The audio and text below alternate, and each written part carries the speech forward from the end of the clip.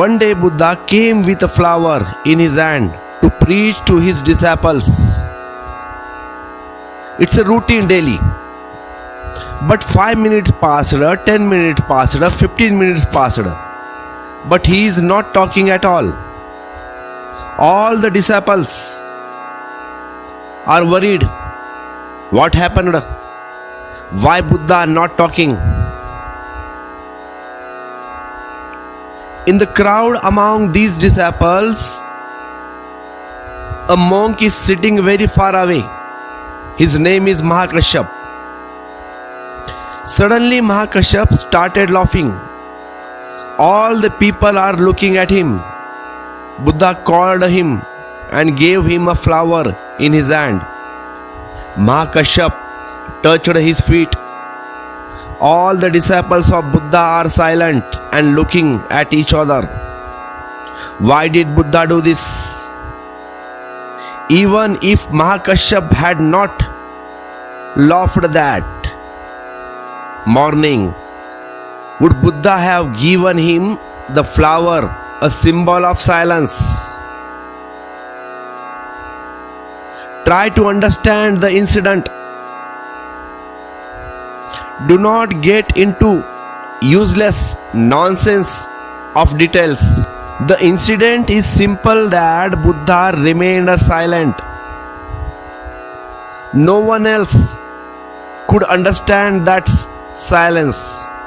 The understand silence, it is necessary for you to also be a silent.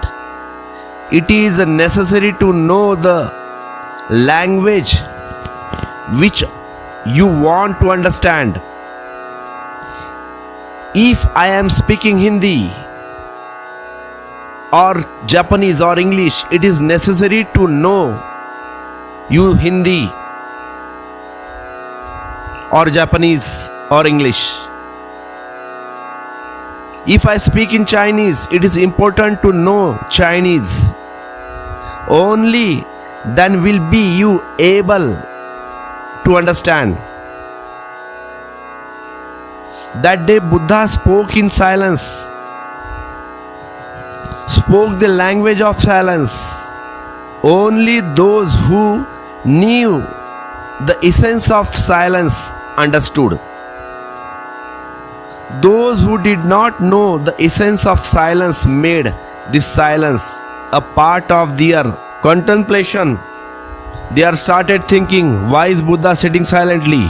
Unfortunate people, if you had become silent when Buddha was silent, they could have also got the flower. But they started thinking, why is Buddha sitting silently? Or why is Buddha holding a flower in his hand? The one who threw lost. Buddhas do not have any connections with thinking. Buddha should know the art of not thinking. Mahakashyap remained silent. He just looked with his eyes. He did not think. Who would care? Such an incomparable beauty had appeared that day. Such a sun had risen as rises only once in a century. That day Buddha was sitting with all the door of his temple open. He had invited whoever wanted to come. God had come and stood at the door. He was knocking.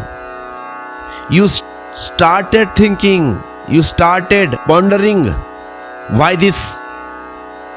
Why that? Why is Buddha sitting silently? Why never sat before? The thinkers missed it. Mahakashyap was not a thinker. He just kept looking at Buddha. Just like Buddha kept looking at the flower, Mahakashyap kept looking at Buddha. That was the indication that just like I am looking at the flower, I am just a watcher. Similarly, you also become a watcher today. A lot of talks has happened about a philosophy. Now become a watcher. How long will you keep talking about a philosophy? The discussion about food has happened. Now taste it. Buddha had decorated his plate. You started thinking about the food. Buddha was sitting in front of you with food. Just like Buddha was looking at the flower, Mahakashyap started looking at Buddha's flower. Buddha saw one flower, Mahakashyap saw two flowers. Saw two flowers together. Saw the coherence of those two flowers. Saw the music, saw the rhythm. He started experiencing a unique rhythm. How could Mahakashyap stop laughing? Why did Mahakashyap laugh? He laughed at the people who were lost in thought. The temple was in front of them and they were searching for it. The sun had risen. They were lost in the discussions of light with their eyes closed. Mahakashyap laughed at the stupidity of the people. It should not be right to say that he laughed. It is just burst out laughing. He did nothing to stop laughing. He could not stop laughing. He burst out laughing, seeing all the foolishness. Thousands of people were present. He laughed at the stupidity of people who were missing him.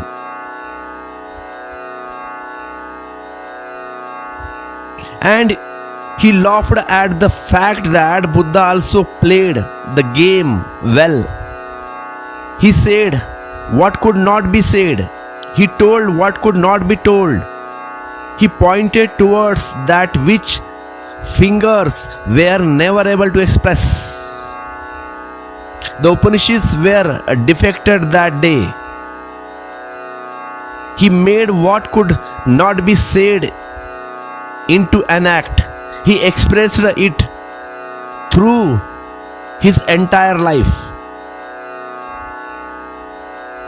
That is why after that day, in the Zen traditions, whenever the master asks a question, the disciple does not have to answer. He has to perform an act through which the statement can be obtained. An act, such an act in which the disciple is completely impressed.